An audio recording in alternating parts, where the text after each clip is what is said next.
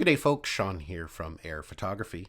So the DJI drone is exactly 1 year old today. It's its 1 year anniversary. DJI launched it on March 2nd, and it was available for purchase right away.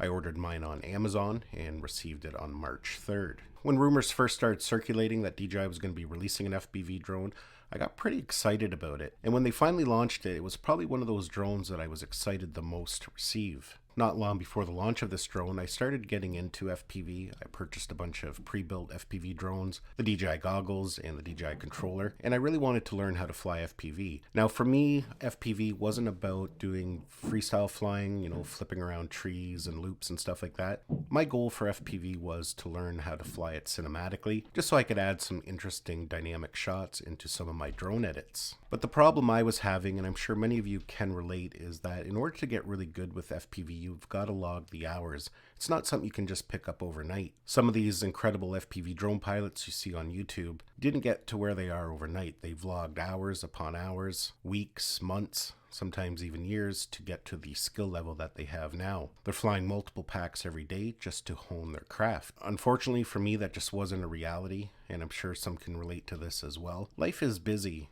If you've got a family, kids, girlfriend, wife, everybody works for a living. On top of that, there's Little League, dance class, and again, other commitments. You don't always have time every day to get out and practice. On top of that, I do enjoy flying camera drones, so, it was kind of hard to find time to do everything. Now, with the launch of the DJI FPV drone, that kind of changed because there was no longer that big learning curve. With the DJI FPV drone, anybody who has piloted something like a Mavic could fly it. It takes off and lands like a Mavic drone. It also hovers like a Mavic drone. On a regular FPV quad, if you let go of the sticks, you crash. With the DJI FPV drone, it will just sit there and hover. On top of that, this has all the same safety features that a regular Mavic drone will have, such as return to home if you get disconnected, automatic return to home if the battery gets too low, and it has a very basic form of obstacle sensing. So that was very appealing to me. I could kind of have the best of both worlds, a drone that was easy to learn, easy to fly, and with all the DJI goodness inside, it eliminated all the stress and anxiety trying to learn FPV. Now at the other end of the spectrum, if you talk about FPV pilots,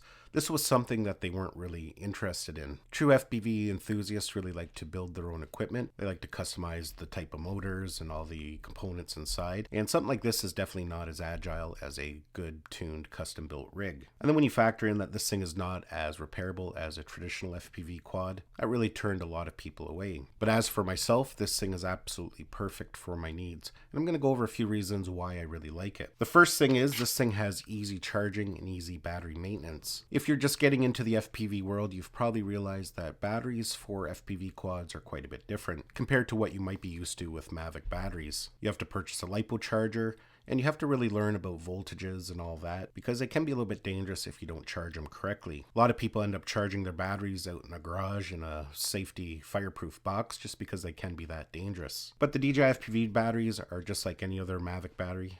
They come with their own charger, you just plug them in, and that's basically it. They're an intelligent battery, so they'll automatically discharge when they're not in use. Unlike a LiPo battery that you have to manually discharge yourself, plugging it back into the charger, because if you leave them sit empty or even full, you can damage the battery. So for me, that's one thing that's really appealing. Just no hassle charging. As mentioned, flying this drone is quite easy. Even if you have never flown any drone before, you could pick up this kit and be up in the air in no time at all. Another reason is the way you can fly this drone is scalable to your skill level. So you can start normal mode, you can then move into sport mode once you want to get a little bit extra speed. And then of course you can switch it into manual mode if you want to get a little bit more speed and a little bit more acrobatic with your flights. And even when you're in manual mode, it does have two settings. One has a roll angle limit, so you don't accidentally flip the drone over. And then of course they have full manual. This drone is perfect for capturing cinematic footage. The camera built into it is fairly decent, and even when flying in sport mode wearing the goggles, you still get that feel of FPV flight. It's very immersive and very thrilling. As mentioned, it has all the safety features built in, so you'll automatically return to home if you get disconnected. It'll also let you know when you need to come home if you're at a fair distance when the battery gets too low.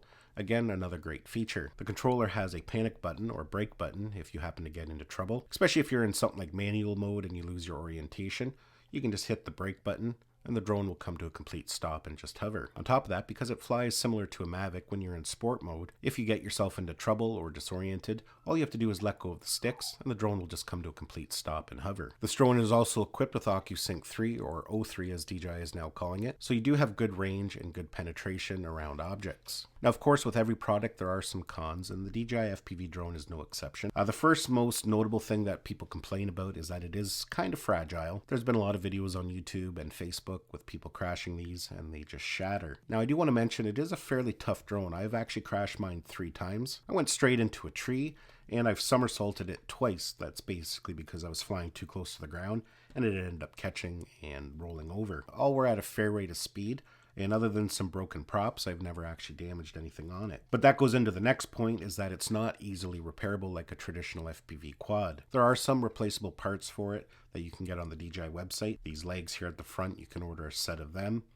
The camera and gimbal unit, you can order that from the DJI website. There are some third-party sellers that offer different arms and motors that you can do yourself, but it's not really that easy because it involves taking everything apart and you have to know how to solder. So for a lot of people, that's not really an option. It's best just to send it back to DJI. It would have been nice if they had this as a modular system where you could just undo some bolts, unplug a connector, and plug a new arm in. Hopefully with the version 2, sometime down the road, that's the route they go. Another kind of downfall of it is that it's quite bulky. As you can see, there's a lot to carry with you. The batteries are fairly big, the goggles, of course, then you have the controllers over here. It takes up a lot of space in a backpack. If you want a case where you leave the props on, then of course the cases get even bigger. The case I've been using is not too bad, but I did order a hard case. I forget the company it was, and it was one where you could leave the props on and it held 5 batteries, and it was a beautiful case, except till I received it and realized it was about the size of a large piece of luggage, and I ended up sending it back because there's no way I'm going to be carrying that around with me, especially if we're hiking into a location or something like that. So that is one downfall of this drone, is that it doesn't fold up and it takes up a lot of space when packing. Another thing is, with a system like this, it's not like a run and gun setup like a Mavic with a smart control you can have up in the air in minutes, sometimes even under a minute. There's a lot you have to do here. You have to get situated, get your goggles hooked up, get everything connected, so there is a little bit more setup time. I don't really find it a particular issue at all, but it is something to keep in mind. The kit itself can be a little expensive, especially if you want to get extra batteries, and definitely you want to get extra batteries. It does only come with the one when you purchase the kit, and you're only going to get maybe 8 to 10 minutes of flight time. So be prepared to spend $1,300 on the aircraft and the goggles and controller, and another $300 on the Fly More kit to allow you to fly longer. Now, it has been on sale on and off over the last couple months. Currently on Amazon, I think they do have a little bit of a discount, but earlier around Christmas time, I believe they were $300 off. You could pick them up for $9.99, and they may end up going back on sale, so just keep an eye on the Amazon website. And lastly, the other downfall to it is that it is extremely loud, and I mean extremely loud. When you're flying in full manual, at full speed, this thing just screams. So definitely there is no stealth flying when you're flying the DJI FPV drone, and that may limit where you can fly. If you live in a quiet suburban community, you might not want to be ripping this thing around early in the morning. You might get a few angry neighbors. So with all that out of the way, I kind of want to get back to the range of this drone and the OcuSync 3.0. To me, that is one of my favorite features of this drone, and it's why I really like it compared to a traditional FPV quad. Sometimes when I'm flying, I like to fly over water, and really I don't have a lot of skill when it comes to regular FPV, so I would never feel safe flying an FPV quad over water, and especially not at any great distance. But there's a lighthouse that I like to film at. I film there a couple times a year. There's actually a cottage we stay in there sometimes throughout the summer, and that lighthouse is about 2 kilometers offshore. By the time you get around to the backside of the lighthouse, you could be a good 2.5 kilometers away. So a drone like this is perfect in those scenarios. There's no stress, there's no anxiety. You can just send it out in confidence knowing that your drone is going to arrive back safely. And partly that is due to the battery, because when you're out that far, you don't have to worry about keeping an eye on voltages or trying to calculate if you have enough power to get home. The drone keeps an eye on the battery level, and it will alert you when it needs to come home. It calculates for you how much power it's going to take to get back. So again, you can just head out, film what you want to film, and the drone will automatically go into a return to home when it thinks it needs to come home. Now, of course, you can always cancel that if you think you can squeeze a little extra power out of it, but definitely with OcuSync 3.0 and the battery management, you can have a nice long-range flight without any kind of stress. Now, over the year, a lot of people in the reviews mentioned that this is a good starting point for people who want to learn FPV, and I 100% agree with that. If you want to learn FPV, this is a good way to get started.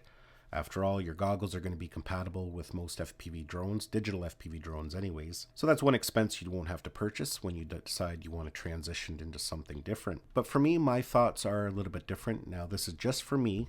I'm not talking about everybody in general. But to me, this is an endpoint, and that's just because I have no interest now to pursue any other FPV quads. This meets all my needs 100%. I can have fast, exhilarating FPV flight, fully immersive with the goggles. I can capture nice cinematic video. And as mentioned, I just have all those nice safety features and fail-safes that come with all the Mavic drones. I really hope DJI continues down this path and continues developing their FPV drones further. I would love to see a new model with a better camera and perhaps one that is modular and easily repairable. Now, of course, there are rumors that DJI will be releasing a new FPV drone later this summer, an FPV Mini. So that's definitely interesting and something to keep an eye out for. Well, folks, that's basically my thoughts and my experience after flying the DJI FPV drone for the past year. I really highly recommend this drone to anybody. It doesn't matter what your age, young, old, in between. You're going to have a lot of fun with this drone. Now, with that said, if your primary interest is capturing stabilized cinematic footage, then something like a Mavic drone would probably be your better choice. Perhaps something like the Air 2S or even the Mavic 3 or even the DJI Mini 2 is a good choice. Hopefully you enjoyed this video and got some value out of it. Give it a thumbs up if you did. It's always greatly appreciated. Don't forget to subscribe to my channel so you don't miss any of our upcoming videos, and we'll see you in the next one.